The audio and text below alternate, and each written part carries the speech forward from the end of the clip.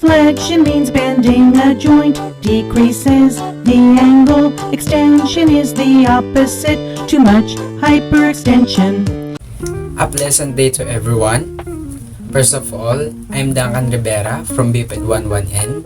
Today, I will discuss about the different joint movements or the movement terminologies at synovial joints. What is synovial joints? A synovial joint is a type of joint in the body that allows for a wide range of movement. Synovial joints plays a crucial role in our daily movements and activities by allowing flexibility, mobility, and coordination between bones. Now, let's proceed to gliding movement. Gliding movement is a type of movement where one bone slides over another in simple back and forth or side to side. An example of this movement is moving your hand back and forth, left to right in a waving motion. Angular movement. Angular movement is when a part of your body moves in a circular motion, changing the angle between two parts. Flexion refers to the bending of a joint which decreases the angle between two body parts.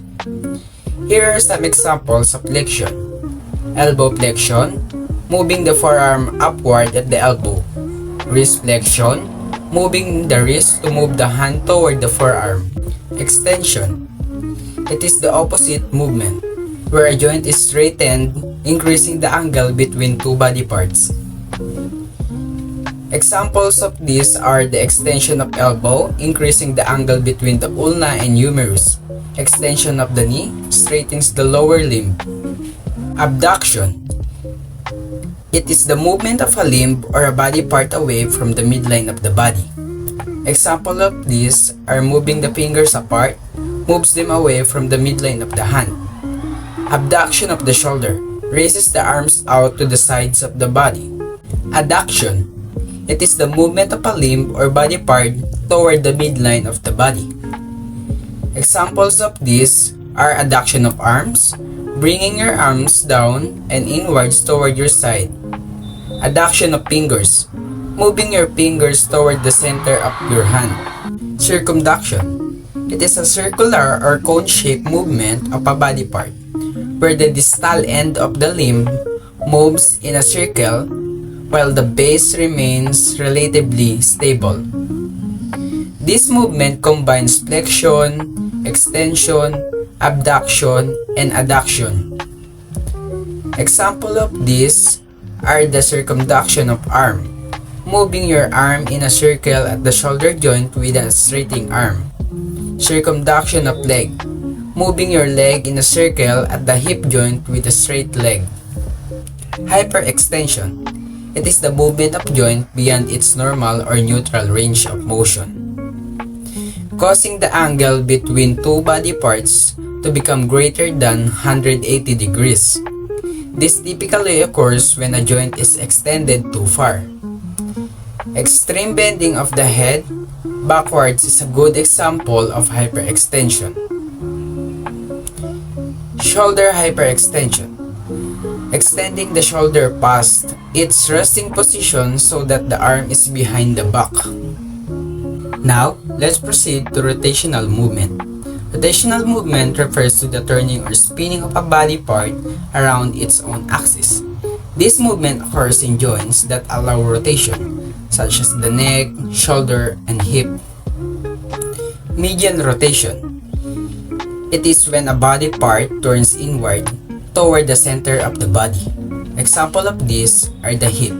With a straight leg, rotate the hip so that the toes point inward. Shoulder. With your arms by your sides and elbows bent, rotate your forearms and hands inward. Lateral rotation. It is when a body part turns outward, away from the center of the body. Example of these are the hip joint.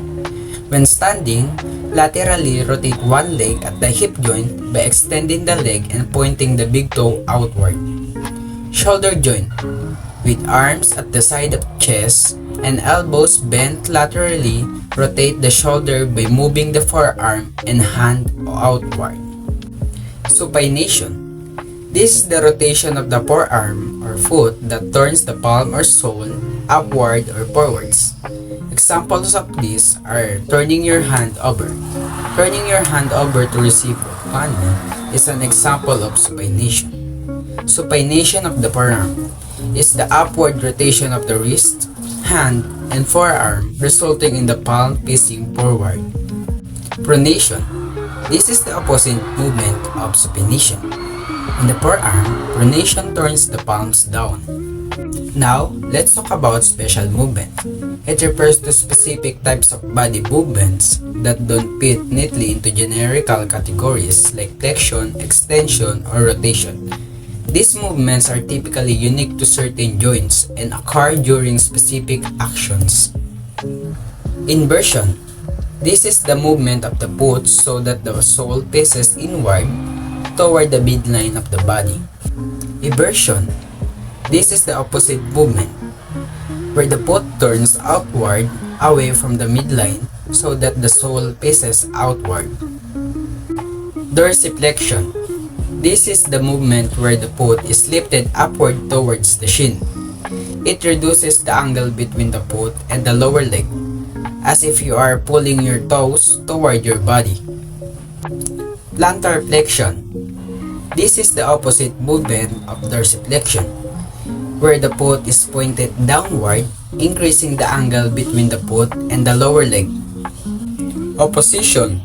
This is the movement of the thumb toward the tips of the other fingers, allowing the thumb to touch or grab objects. Preposition. This is the opposite movement of opposition, where the thumb returns to its resting position away from the fingers. Protraction. This is the movement of a body part forward or outward. Example of these are scapular protraction, when the movement of shoulder blades or scapulae away from the spine and towards the front of the body. Mandible protraction, when you stick your lower jaw bone or chin out. Retraction. This is the opposite movement, where a body part moves backward or toward the midline. Elevation. This is the upward movement of a body part. Example of these are shrugging your shoulders. This involves elevating the scapulae or shoulder blades. Closing your mouth. This involves elevating the mandible or lower jaw. Depression. This is the downward movement of a body part. Lastly, the lateral flexion. This refers to the bending or tilting of the body to the side, typically involving the spine. It occurs when you move your torso or neck laterally, away from the midline of the body. Examples of these are tilting our head to the side, as if you're trying to touch your ear to your shoulder. Bending your body sideways at the waist. This is an example of lateral flexion of the spine.